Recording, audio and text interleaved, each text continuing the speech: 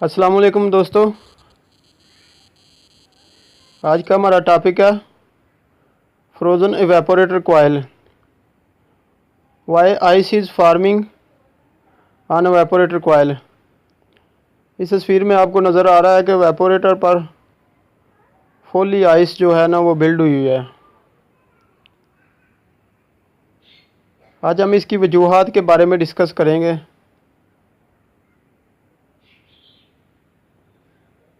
ये आइस क्यों जमा होती है और इसको कैसे ट्रबल शूट किया जाए। और इस तरह दूसरी सक्शन लाइन पर भी आइस आ रही होती है, देख लीजिएगा इस तस्वीर में आपको नज़र आ रहा है। हमारे आउटडोर की जो सक्शन लाइन है उस पर भी आइस जो है बिल्ड हुई है, काफ़ी आइस जो जमा हुई है आपको नज़र आ रही है।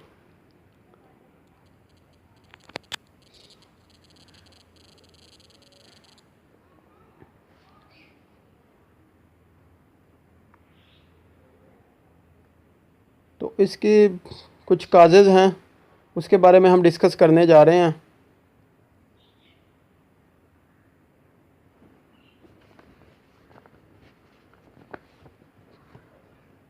सबसे पहले तो रिड्यूस एयर फ्लो।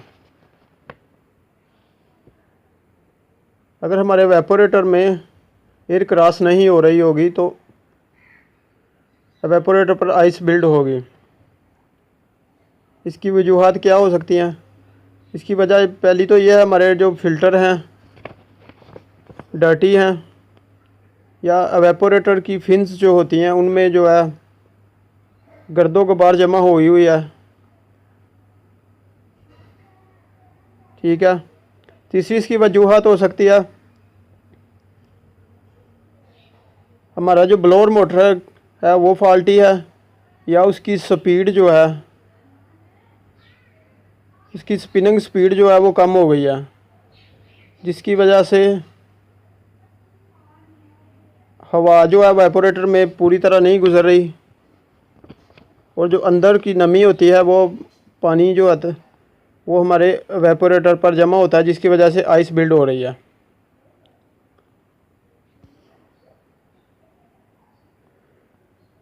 तो अगर ये प्रॉब्लम आ रही है तो सबसे पहले हम सिस्टम को ऑफ़ करके इसको सर्विस के लिए उतार लेंगे।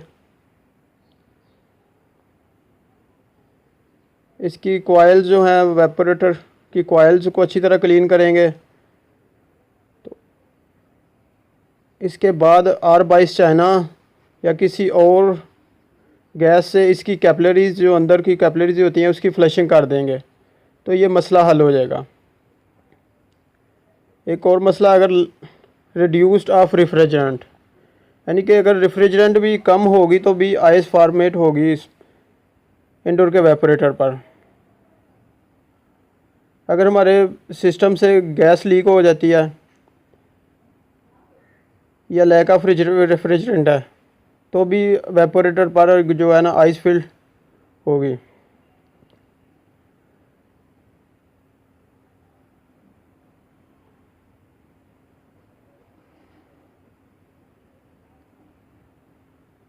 अगर हमारा जो मेटरिंग डिवाइस होता है उसमें प्रॉब्लम आ गया, वो रेस्ट्रिक्टेड हो गया, चोक हो गया, तो फिर भी जो है ना सिस्टम पर आइस बिल्ड होगी।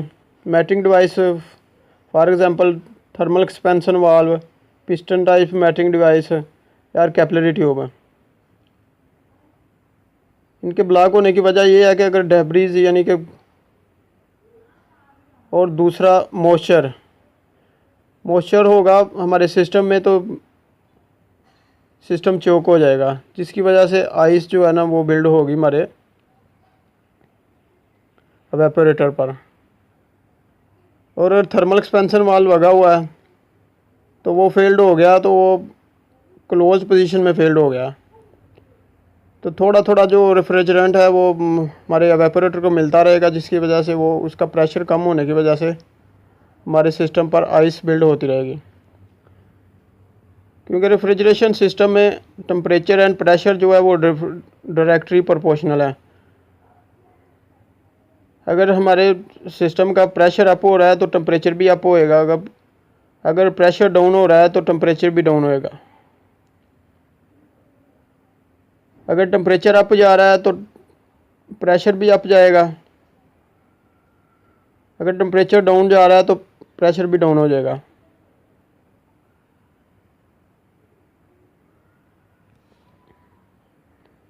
सो ये कुछ काजेज़ थी जो मैंने आपके साथ डिस्कस की थी। एयर अच्छी तरह से हमारे एवेपोरेटर से क्रॉस नहीं हो रही होगी तो एवेपोरेटर पर आइस आएगी। एवेपोरेटर की फिंजें जो होती हैं उनमें गर्दो गुबार बहुत ज़्यादा जमा हो जाएगी, जिसकी वजह से बर्फ़ जो है वो बिल्ड हो जाएगी। तीसरे हमारा ब्लोअर मोटर जो है, अगर वो चल ही नहीं रही है या चल रही है तो इसकी स्पीड जो है लो है, जिस उसकी वजह से भी हमारे सिस्टम पर बर्फ़ जमा हो गई। अगर सिस्टम लीक हो गया, उससे गैस लीक हो गई है जिसकी वजह से गैस की कमी हो जाती है सिस्टम में, तो फिर भी हमारे एवेपोरेटर पर आइस जमा हो गई।